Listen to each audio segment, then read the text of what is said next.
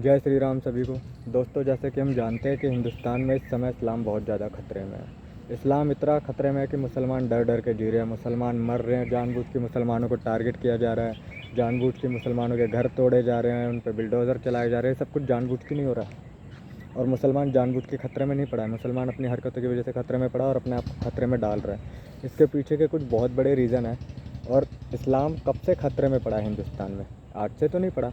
क्या आप कुछ लोग कहते हैं कि 2014 से पड़ा है, जब से मोदी सरकार आई है। इस्लाम खतरे में मोदी और योगी की वजह से नहीं आया है। इस्लाम खतरे में आया है सुप्रीम कोर्ट की वजह से। Chief of justice supreme court की वजह से इस्लाम खतरे में आया। और क्यों आया है और मैं ऐसा क्यों कह रहा हूँ, इसके पीछे भी बहुत बड़े रीज़न है। और मैं आपको ये गारंटी से प्रूव कर सकता हूँ कि इस्लाम सिर्फ़ और सिर्फ इसी वजह से खतरे में आया है। चलिए मैं आप सबसे एक छोटा सा क्वेश्चन पूछता हूँ। आप किसी भी धर्म से हो, आप हिंदू हो, मुस्लिम हो, सिख हो, ईसाई हो। अगर आप सिख हैं तो आप गोल्डन टेम्पल जाते हैं, पटना साहिब जाते हैं, हुजूर साहिब जाते हैं, इन सब जगह जाते हैं, दर्शन करते हैं। और जब भी वहाँ पे जाते हैं तो अपना कीर्तन, अपना भजन करते हुए जाते हैं।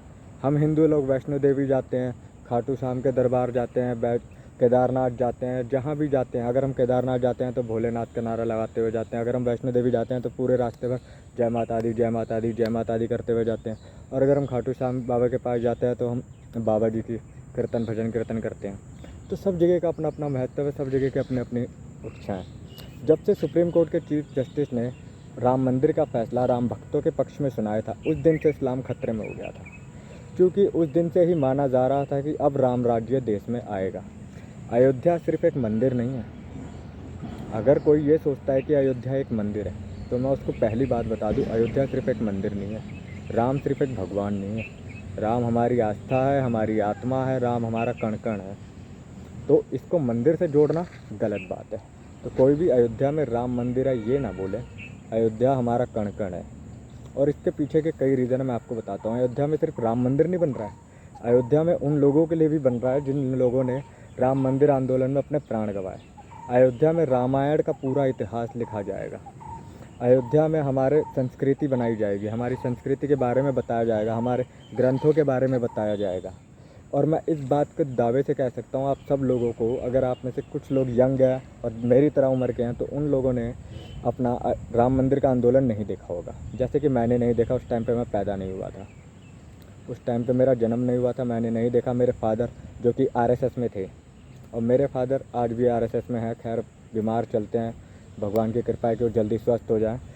मेरे फादर उस टाइम पे आरएसएस में थे जब देश में आंदोलन चल रहा था राम मंदिर का।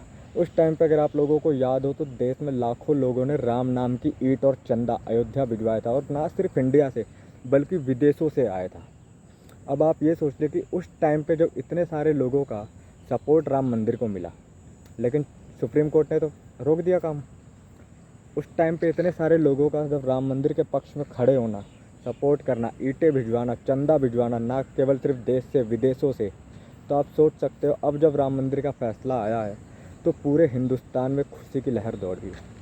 हम सब लोग वैष्णो देवी तो जाते हैं, केदारनाथ जाते हैं, बालकनाथ जाते हैं, हर जगह जाते हैं, ज्वाला जी जाते हैं, वृंदावन जाते हैं, मथुरा जाते हैं, काशी जाते हैं, हर जगह जाते हैं पूरे भारत में विभिन्न मंदिरों में।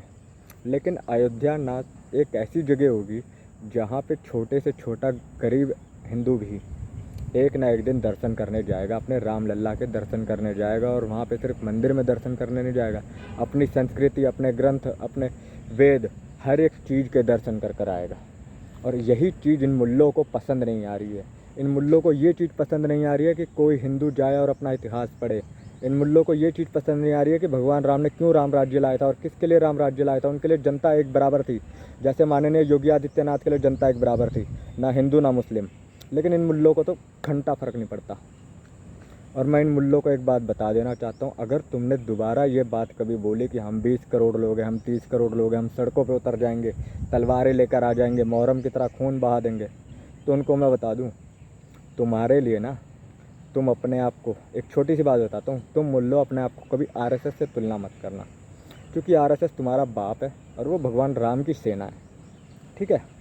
तुम्हारे लिए तो हमारे बजरंग दल काफ़ी है। बजरंग दल तुम्हारी तुलना में 10 गुना कम ज़रूर होंगे, लेकिन नेक बजरंग दल ना 10-10 मुल्लों को काट के मरेगा, ये याद रखना। तो कभी हिंदुस्तान में दोबारा धमकी मत दे देना ओवैसी साहब कि हम 20 करोड़ लोग हैं, हम सड़कों पे उतर जाएंगे तो तुम्हें बचाने कौन आएगा। योगी मठ चला जाएगा, मोदी पहाड़ों में चला जाएगा, तो मैं बता दूं योगी मठ ज़रूर जाएगा और एक ना एक दिन जाएगा, लेकिन वो लठ लेकर जाएगा। जिस दिन ज़रूरत पड़ेगी वही लठ लेकर भी आएगा, ठीक है। योगी जब जाएगा जाएगा तब तक हम आ जाएंगे योगी साहब। ओवैसी साहब याद रखना, इस्लाम खतरे में ज़रूर है, अभी भी वक्त है, सुधर जाओ। जय श्री राम।